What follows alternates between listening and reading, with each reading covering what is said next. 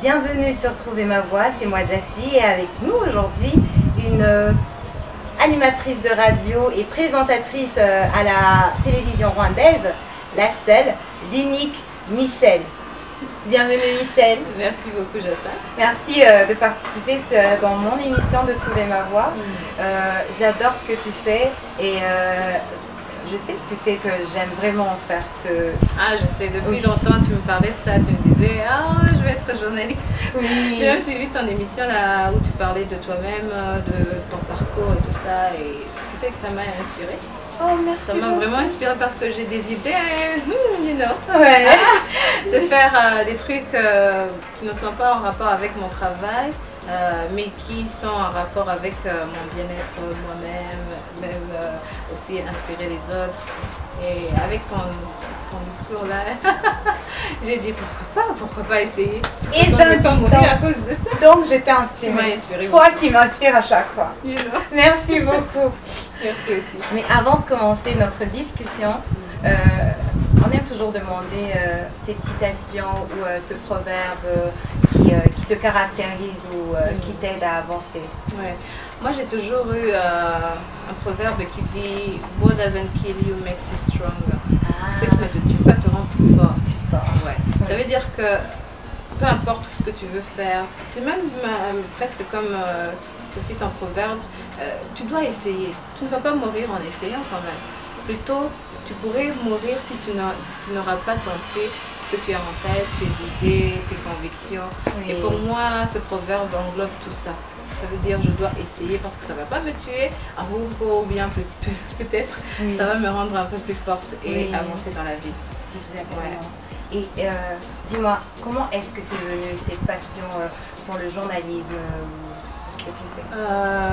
Depuis que je suis petite, j'ai mon père qui a presque, comme on dirait, une bibliothèque à la maison. Il a des livres, il a des quoi, et je m'intéressais toujours. Je lui demandais, ça c'est en rapport avec quoi? Parce qu'il aime lire la politique, ce qui est en rapport avec la politique, la sociologie. Et même quand on était à la maison, genre je me souviens une fois, on regardait un dessin animé. Et ensuite, mon père il est venu, il dit non, mettez les infos. Tu connais les parents. Oui. Mettez les infos, je veux regarder. Et quand j'étais petite, moi, je m'énervais, genre, je me disais pourquoi regarder les infos. Mais aujourd'hui, je comprends pourquoi. Je m'intéresse toujours à ce qui est d'actualité, à la télé, que ce soit ici au Rwanda ou bien en dehors de notre pays. Et, ouais, c'est venu comme ça. Et même quand j'étais à l'école, j'ai suivi les écoles de lettres, les lettres, et à partir de là je me suis dit je ne vais pas faire autre chose que le journalisme, et si ça ne marche pas, peut-être je vais être interprète. Et c'est même ce que j'ai suivi à l'université.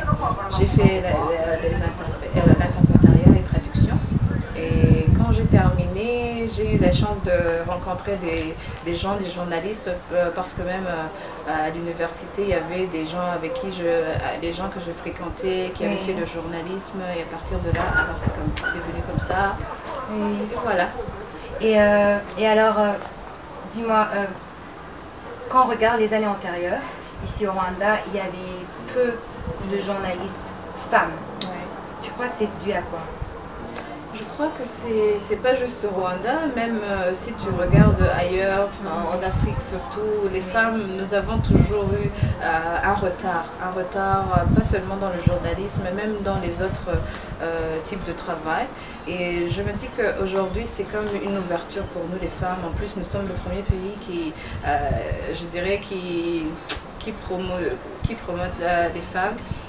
Si tu regardes le Parlement, aujourd'hui nous sommes le premier pays à avoir plus de femmes au Parlement, et pour cela je dis que ça a influencé même les autres travails comme le journalisme ou même la médecine. Aujourd'hui tu vois que les femmes n'ont plus peur, n'ont plus peur de se démarquer, de se montrer.